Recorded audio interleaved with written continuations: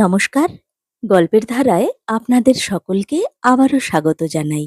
আশা করি সকলেই খুব ভালো আছেন। আজ আমি আপনাদের শোনাব বিভূতিভূষণ বন্দ্যোপাধ্যায়ের লেখা ছোট গল্প রামশরণ দারোগার গল্প। রামশরণবাবু আমাদের সান্ধ্য আড্ডায় নিত্যই আসেন, কিন্তু কথাবার্তা বড় একটা বলেন না। তিনি একজন অবসরপ্রাপ্ত পুলিশের কর্মচারী। জীবনে অনেক জিনিসই দেখেছেন, আমাদের অনেকের চেয়ে বেশিই দেখেছেন। কিন্তু তিনি এসেই একটা তাকিয়া আশ্রয় করে সেই যে আড় হয়ে শুয়ে পড়েন, যতক্ষণ না আড্ডার শেষ লোকটি চলে যায় ততক্ষণ তিনি চোখ বুজে এবং নিজে নির্বাক থেকে অন্য সকলের কথা মন দিয়ে শোনেন। সেদিন সন্ধ্যা থেকেই মেয়েদের প্রেম ও তার মূল্য এই ধরনের একটা আলোচনা চলছিল। এ সম্বন্ধে যার যা অভিজ্ঞতা সকলেই কোনো না কোনো ঘটনা বলছে। রামশরণবাবু তাকিয়া ঠেস দিয়ে শুয়ে চোখ বুজেই বলে উঠলেন, আমার চাকরি জীবনে একটা ব্যাপার একবার ঘটেছিল, অনেকদিন হলেও এখনো ভুলিনি। আরো ভুলিনি এই জন্যে যে ব্যাপারটা আমার কাছে একটা সমস্যার মতন চিরকাল রয়ে গিয়েছে। যদিও কত জটিল সমস্যারই মীমাংসা করে বেরিয়েছি সারাটা জীবন। বলি শুনুন ঘটনাটা। আমি তখন থাকি আলমপুর থানায়। কলকাতার অত কাছে বড় শহরের উপকণ্ঠে চুরি জুয়াচুরির আড্ডা বেশি, এ কথা পুলিশ কর্মচারী মাত্রই জানেন। 1 মাসের মধ্যে কলকাতা পুলিশ থেকে অন্তত 7 বার জিজ্ঞেস করে পাঠালো আমাদের এলাকার কোনো বাগান বাড়িতে একজন নোট জাল করছে, তার সম্বন্ধে আমরা কিছু জানি কিনা। আর 7 বার জিজ্ঞেস করে পাঠালো বাগান বাড়িতে বোমার কারখানা বসেছে, আমরা সে বিষয়ে কি খবর রাখি। ফেরারি আসামি তো হরদম পালিয়ে এসে আড্ডা দিচ্ছে আমাদের এলাকায়। একবার তো মুর্শিদাবাদ জেল থেকে কে কার মেয়েকে নিয়ে পালিয়ে এসে লুকিয়ে রইল থানারই পাশে আমাদের নাকের কাছে খোলার ঘরে। তাছাড়া বেআইনি কোকেন, গুম, টাকা জাল, চোরাই মালের ব্যবসা, গুন্ডামি প্রভৃতি প্রত্যেক হাঙ্গামার সঙ্গেই কি আলমপুর থানা এলাকাভুক্ত বাগানবাড়ি ও বস্তির ঘনিষ্ঠ সম্পর্ক? অনুসন্ধান করলে দেখা যায় শতকরা 90টা হয় সম্পূর্ণ ভিত্তিহীন, নয়তো আলমপুর থানার ত্রিসীমানায় উক্ত দুর্বৃত্তের দল কখনো পদার্পণ করেনি। তবুও কলকাতা পুলিশের ইনকোয়ারি স্লিপের ভিড়ে আমাদের প্রাণ অতিষ্ঠ হয়ে উঠত। একদিন দুপুরের পর তেমন কাজকর্ম নেই, আমি রোদ পিঠে করে বসে খবরের কাগজ পড়ছি। শীতকাল, এমন সময় গাড়ির শব্দে মুখ তুলে চেয়ে দেখি একখানা সেকেন্ড ক্লাস গাড়ি থেকে একজন স্ত্রীলোক থানার সামনেই নামছেন। তিনি থানার মধ্যে ঢুকে আমাকে সামনে পেয়ে জিজ্ঞাসা করলেন, দারোগা বাবু কোথায়? বলুন, আমি। তখন তিনি একখানা খামের চিঠি আমার হাতে দিলেন। খাম খুলে চিঠিখানায় একবার চোখ বুলিয়ে নিয়ে স্ত্রীলোকটিকে বসতে বললুম। চিঠি লিখেছেন নারী কল্যাণ আশ্রমের বিখ্যাত কর্মী শ্রীযুক্ত যোগেশ চক্রবর্তী। যোগেশবাবু আমার পরিচিত পুরাতন বন্ধুও বটে। তার দ্বারা স্ত্রীলোক ঘটিত নানা ঘটনায় পুলিশের অনেক উপকারও হয়েছে বটে। তার বর্তমান পত্রে বিশেষ কিছু লেখা নেই, মাত্র এইটুকু যে যিনি এই পত্র নিয়ে যাচ্ছেন তিনি যোগেশবাবুর পরিচিতা। তার বক্তব্য কি তা শুনে আমি যদি তাকে সাহায্য করি তবে ভালো হয়। আমরা পুলিশের লোক, কাউকে বিশ্বাস করা আমাদের অভ্যাস নয়। মানুষের চরিত্রের খারাপ দিকটা এত দেখেছি যে এতে আমাদের দোষ দেওয়া খুব বেশি চলে না। স্ত্রীলোকটিকে একবার ভালো করে চেয়ে দেখে নিয়ে মনে হলো তার বয়স 40-এর মধ্যে হবে। একসময় খুব রূপসী ছিলেন, খুব সরল চরিত্রের মেয়ে নয়, একটু খেলোয়াড় ধরনের, অবস্থাও খুব ভালো নয়। জিজ্ঞাসা করলুম, আপনি কি চান? তিনি উত্তরে যা বললেন, সংক্ষেপে তার মর্ম এই যে এখানকার কোনো কালী মন্দিরের পূজারীর সঙ্গে তার একমাত্র মেয়ের বিয়ে হয়েছে। বিয়ের সময় তার অবস্থা খুব একটা ভালো ছিল না বলেই ওই রকম পাত্রে মেয়ে দিতে বাধ্য হয়েছিলেন। মেয়েটি বড়ই কষ্টে আছে। তিনি বর্তমানে মেয়েকে এখান থেকে নিয়ে যেতে চান তার নিজের কাছে। যোগেশবাবুর সাহায্যে মেয়েটিকে কোথাও লেখাপড়া কি নার্সের কাজ শেখাবার ব্যবস্থাও করতে পারেন। মোটের উপর মেয়েকে তিনি এখানে রাখতে রাজি নন। এ বিষয়ে আমায় তাকে সাহায্য করতে হবে। এত সংক্ষেপে তিনি কথাটা আমায় বলেননি। স্ত্রীলোকটির কথায় বাঁধুনি খুব। তার নিজের জীবনের ইতিহাসও কিছু কিছু ওই সঙ্গে আমায় শুনে যেতে হলো। তার মধ্যে দুটো কথা প্রধান। একসময়ে তার স্বামীর কত টাকা ছিল এবং তিনিও দেখতে এর চেয়ে অনেক ভালো ছিলেন। আমি বললুম, পুলিশের সাহায্য চান কেন? আপনি নিজেই কেন গিয়ে জামাইকে বলুন না? তিনি বললেন, অনেকবার বলেছি, জামাই শোনে না। মেয়ে পাঠাবার মত নেই, অথচ তার দুর্দশার এক শেষ করছে। আপনি নিজের চোখে গিয়ে দেখলেই সব বুঝবেন। আমি মেয়ে মানুষ, আমার কোনো জোর খাটবে না তো। আমার সহায় নেই, সম্পত্তি নেই, কে আমার পক্ষ হয়ে দুটো কথা বলবে? তাই যোগেশবাবুকে ধরে আপনার কাছে আসা। আমি বললুম, দেখুন, এতে পুলিশের কিছু করবার নেই।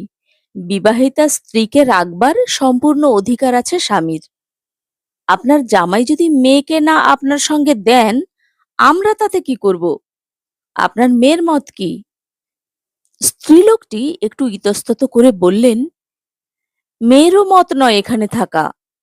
তারপরে কাঁদো কাঁদো সুরে বললেন, আমার এই উপকারটুকু করুন আপনি। মেয়েকে আমি নিয়ে যাবই, তার কষ্ট আর দেখতে পারি নে।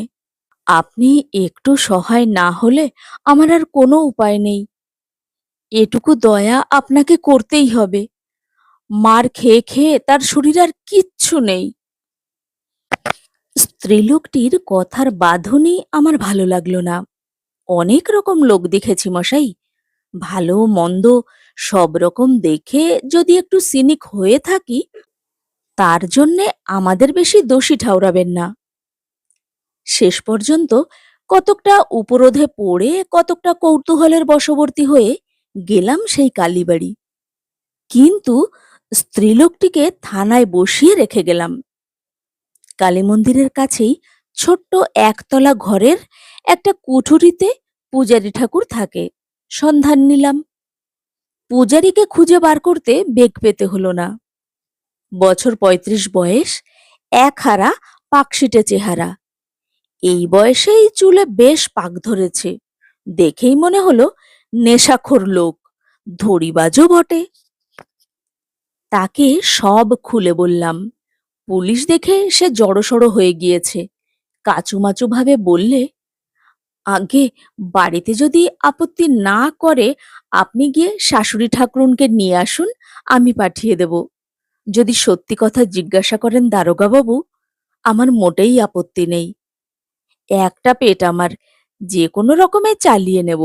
বেশ, আপনি চলুন আমার বাসায়, আমার স্ত্রীকে বলুন আমি সেখানে থাকব না। এর পরে আমার এমন একটা অভিজ্ঞতা হলো যা অতদিনের পুলিশ জীবনে কক্ষনো হয়নি। পূজারী যখন তার স্ত্রীকে দোর খুলতে বললে, আমরা তখন দোরের পাশে, কিন্তু অনেকটা দূরে দাঁড়িয়ে। দোর কে একজনে এসে খুলতেই পূজারী ঠাকুর বললে, দুটি ভদ্রলোক এসেছেন তোমার বাপের বাড়ি থেকে, তোমার মায়ের কাছ থেকে। ওরা তোমাকে কি বলবেন, ওদের সঙ্গে কথা বলো। আমি একটু জল টল খাওয়ানোর ব্যবস্থা দেখি। তারপর আমাদের দিকে চেয়ে বললে, আসুন আপনারা, কথাবার্তা বলুন, আসছি আমি। ঘরের মধ্যে ১৮-১৯ বছরের মেয়ে আধঘোমটা দিয়ে একপাশে দাঁড়িয়ে আছে। বললে বিশ্বাস করবেন কিনা জানি নে, কিন্তু অমন অপরূপ সুন্দরী মেয়ে আমি তো মশাই আমার জীবনে খুব বেশি যে দেখেছি এমন মনে হয় না। টকটকে গৌর বর্ণ, মাথায় ঘন কালো চুলের রাশ, প্রতিমার মতন মুখশ্রী, কি সুন্দর হাত পায়ের গড়ন, কি সুন্দর ছোট্ট কপালখানি। আর চোখ, সকলের চেয়ে দেখবার জিনিস তার চোখ, ডাগর ডাগর ভাসা ভাসা, তুলি দিয়ে আঁকা টানা জোড়া ভুরু। কত দিন হয়ে গিয়েছে, এখনো সেই চেহারা চোখের সামনে দেখছি। ঘরে ঢুকে বললুম, মা, আমাদের দেখে ভয় পেও না, লজ্জাও করো না, আমরা পুলিশের লোক, এখানকার থানা থেকে আসছি। তোমার মা খানিকটা আগে থানায় আসেন এবং আমাদের অনুরোধ করেন তাকে সাহায্য করতে। তিনি তোমাকে এখান থেকে নিয়ে যেতে চান। তিনি থানায় বসে আছেন। তুমি যদি যাবার মত করো তবে তাকে এখানে গাড়িতে নিয়ে আসতে বলি। মেয়েটি একটিবার ঘাড় নেড়ে বললে, আমি যাব না। ঘরের মধ্যে চার ধারে চেয়ে দেখি এক কোণে একটা ভাঙা টিনের তোরঙ্গ। তোরঙ্গটার ওপরে একটা কাঠ বাঁধানো পুরনো আয়না ও একটা কাচের তেল মাখবার বাটি। এক কোণে কতগুলো ছেঁড়া ধুকড়ি, লেপকাথা। ঘরের কড়ি থেকে টাঙানো গোটা দুই দড়ির শিকে, তাতে কলাই করা জামবাটি বসানো। পেতল কাঁসার চিহ্ন নেই কোত্থাও। দারিদ্র্যের এমন রূপ আর কোথাও দেখেছি বলে মনে হলো না। মেয়েটির উত্তর শুনে বললুম, মা, যদি তোমার স্বামীর মতামতের বিষয়ে তোমার সন্দেহ থাকে, আমি বলছি, তোমার মা যদি তোমায় নিয়ে যান, তোমার স্বামীর তাতে অমত নেই। আমার কাছে তিনি কথা বলেছেন। আসবার সময় সেসব কথা হয়ে গিয়েছে, কোনো ভয় নেই। নির্ভয়ে তুমি চলে আসতে পারো।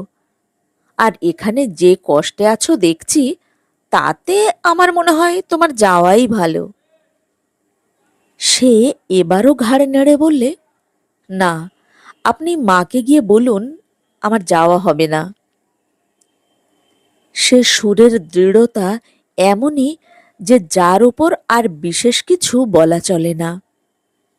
তবুও আর একবার বললুম, দেখো মা, বেশ করে ভেবে দেখো।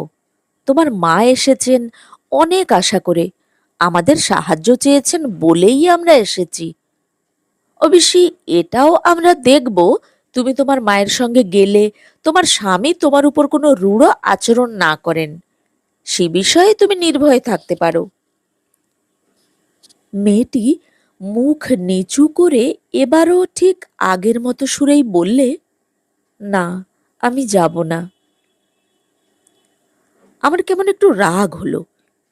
পুলিশে কাজ করে করে একটা বদ অভ্যাস হয়ে গিয়েছিল। কারো প্রতিবাদ সহ্য করতে পারতাম না। একটু বিরক্তির সুরেই বললুম, এই কষ্টে থাকবে সেও ভালো, যাবে না তবুও। মেয়েটি চুপ করে রইল। বেশ, না যাবি মর্গে যা, তাতে আমার কি। বললুম, তাহলে একটা কাজ করো, না যাও সে তোমার ইচ্ছে, আমাদের কিছু বলবার বা জোর করবার নেই।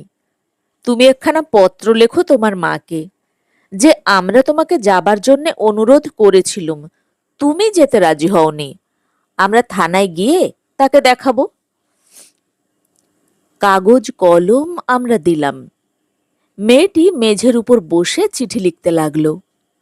ওর সুগৌর হাত দুটির ওপরে সেই সময় ভালো করে চোখ পড়তে দেখি একজোড়া রাঙা কড় ও নোয়া ছাড়া এমন সুশ্রী সুডৌল হাতে আর কিচ্ছু নেই। আরো কষ্ট হলো ঘরের মেঝের অবস্থা দেখে।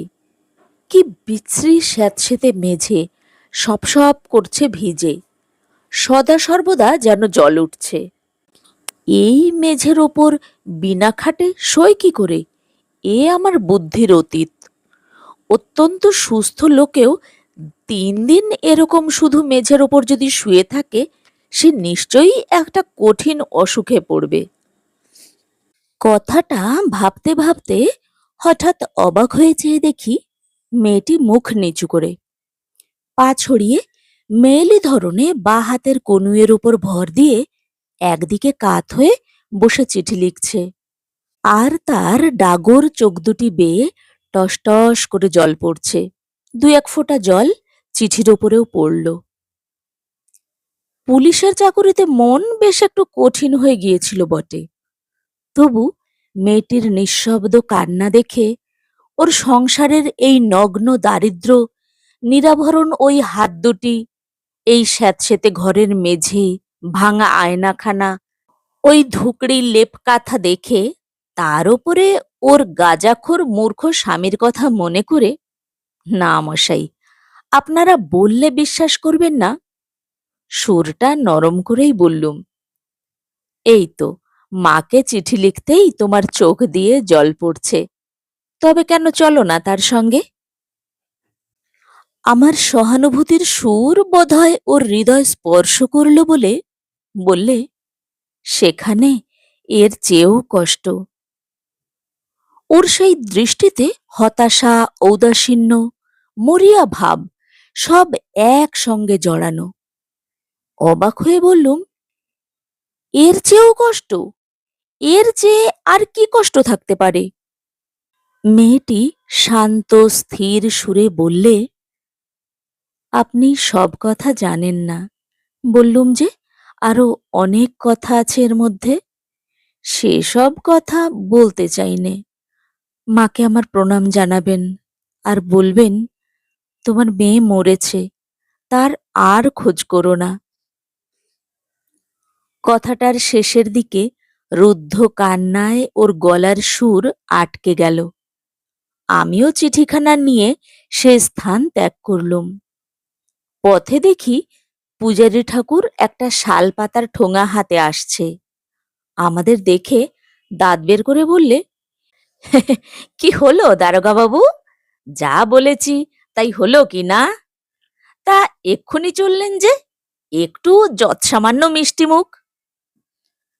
এর ওপরে রাগ কি হিংসে কি হলো জানিনে, তার সেসব আপ্যায়নের কথা রূঢ়ভাবে মাঝপথেই থামিয়ে দিয়ে বললুম, ওসব থাক, একটা কথা বলি শোনো ঠাকুর, কাল থানায় যেও সকালবেলায়, একটা তক্তাপোষ সস্তায় নিলাম হবে, দাম তুমি যখন হয় দিও, কাল গিয়ে নিয়ে এসো সেখানা, বুঝলে?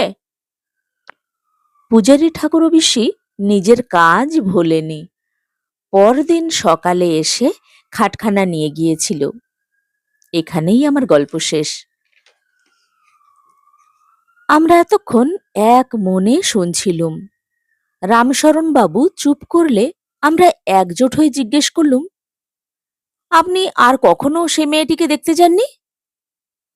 রামশরণ বাবু বললেন, আর কিছুদিন আলমপুরে থাকলে হয়তো যেতুম, কিন্তু এর অল্প দিনের মধ্যে বদলির হুকুম পেয়ে আলমপুর ছাড়তে হলো। তারপরে সে মেয়েটির আর কোনো খবর জানি না। মেয়েটি কেন মায়ের সঙ্গে যেতে চাইল না, আমি আজও বুঝতে পারিনে। এতক্ষণ আপনারা শুনছিলেন বিভূতিভূষণ বন্দ্যোপাধ্যায়ের লেখা ছোট গল্প রামশরণ দারোগার গল্প। গল্পটা কেমন লাগলো চটপট কমেন্ট বক্সে লিখে জানান। ভালো লাগলে লাইক দেবেন, শেয়ার করবেন, আর আমার চ্যানেলটি এখনো সাবস্ক্রাইব করা না থাকলে চ্যানেলটিকে সাবস্ক্রাইব করার অনুরোধ রইল, এ ধরনের আরো অনেক গল্প শোনার জন্য। সবাই খুব ভালো থাকুন।